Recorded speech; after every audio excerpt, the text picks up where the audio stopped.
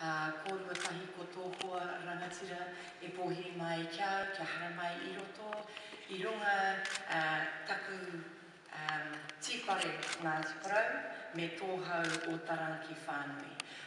O tira kia tātou katoa me ngā tini mate kei runga ia tātou katoa, me poroporoa ki tātou kia rātou kātika, hoki mai kia tātou te hunga ora, tēnā koutou, kia ora tātou katoa.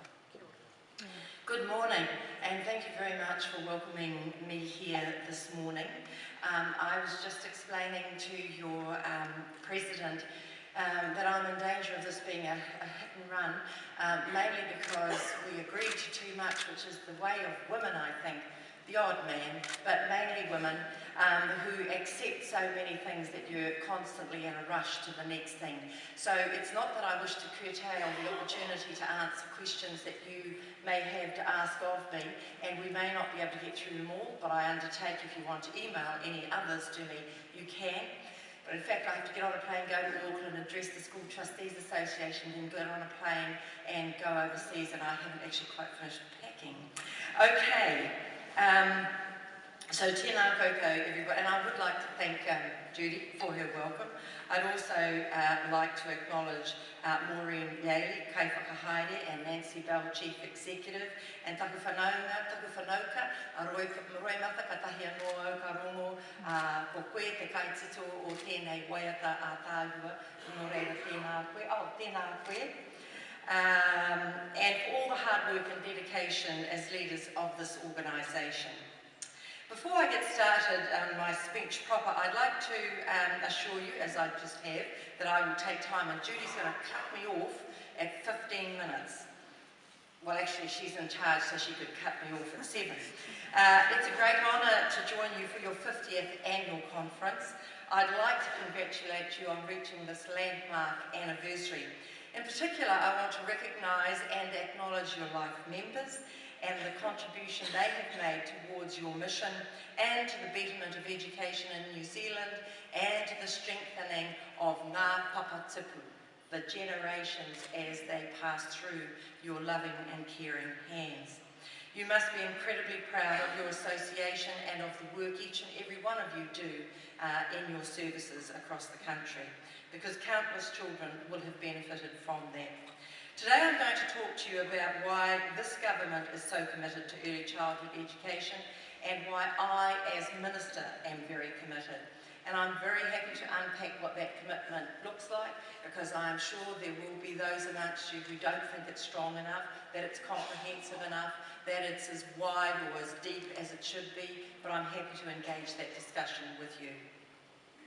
And I want to outline why it is that we value ECE and what it is that I believe it has the potential to contribute to. New Zealand's economic prosperity, both now and in the future, depends on how well we prepare our children and young people for the future. And we do so shackled by our own experience of being people of the last century. And I don't say that lightly. You know and I know that our children are learning at a different rate, are confronted by much different problems, and with the collapse of time and technology are having to deal with much more rapid change than we did, our parents and our grandparents did. So therefore, how we prepare our children to be able to be strong and resilient in dealing with those challenges is the big challenge to us, I think. So education is an essential part of any country's economic development. It provides people with the skills they need to fulfil their potential. And if education is the engine of our economy, then ECE is the ignition. ECE participation helps people, children, to build a foundation for future learning and educational success. This leads to improved results in school. In New Zealand, 1 year or more ECE supports higher achievement for 15-year-olds. Ultimately, participation in quality early learning can help students leave school with better skills, earn a higher income, and help them to be happier and healthier, and to contribute to a stronger Aotearoa New Zealand. There is an enormous amount of good that can come from early learning, which is why the government is committed to providing quality early childhood education for all children in New Zealand. Our commitment is reflected in our 98% Better Public Service target. We want 98% of all new school entrants to have participated in quality early learning in 2016. We have set this goal for ourselves and our system in recognition of how vitally important it is that we make sure as many children as possible have the opportunity to participate in quality early learning. This goal sits alongside two other Better Public Service targets for education. They are that 85% of all 18-year-olds will have NCEA 2 or equivalent or better in 2017, and that 55% of 25 to 34-year-olds will have a level 4 qualification or more in 2017. And I have set our own target at primary school, that 85% of students will be achieving at or above the national standards in 2017. These targets recognise that education is a process and a journey, and that our children must be supported to be successful at every step of their learning, and that each child's experience will be better for a stronger early start. The government is committed to providing quality ECE to all young people, but our focus is on lifting participation rates for those children who currently do not receive sufficient support to achieve educational success. Māori and Pacifica students, students from poorer homes, and students with special education needs. These are the children who are most often missing out on quality early learning. And we know that children who start behind too often stay behind, and that the achievement gap tends to widen as they get older. We are focusing our best efforts on making sure these children, often our most vulnerable ones, are able to access quality early learning. In June 2012, the Early Learning Task Force was established to lead the Ministry's focus on achieving the BPS ECE, she said acromoniously, participation target.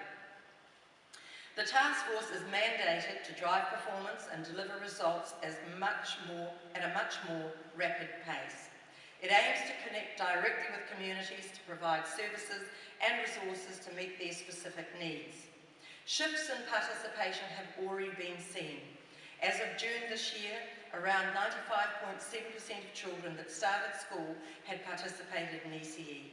That's up from 95% at the same time last year, and is an increase of 2,453 children. Participation rates for Māori and Pacifica kids also increased. Rates for Māori improved from 90.9%, percentages. There was an increase of 834 Māori children and an increase of 389 Pacifica children.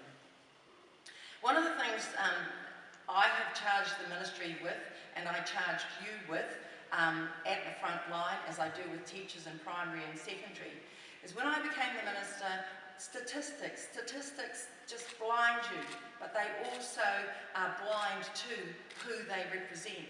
So we have moved from statistics to actual numbers. How many actual children are these that we are talking about? So percentages help with system shifts, but numbers give us a real focus, and your charge is to move from numbers to names to needs. And that is what principals and teachers in the compulsory sector are being charged with by me and by the Ministry. Let's bring this down from percentages to actual numbers and where, to actual names and who, to actual needs and what. 5 minutes to go. Government has provided a total of $80.5 million over 4 years for costs directly associated with the BPS, and it's fantastic that we're already seeing such good results in a 12-month period. The government is aware of funding pressures faced by some providers, ECE providers, but I'd like to assure you that we are spending more than we ever have before on ECE.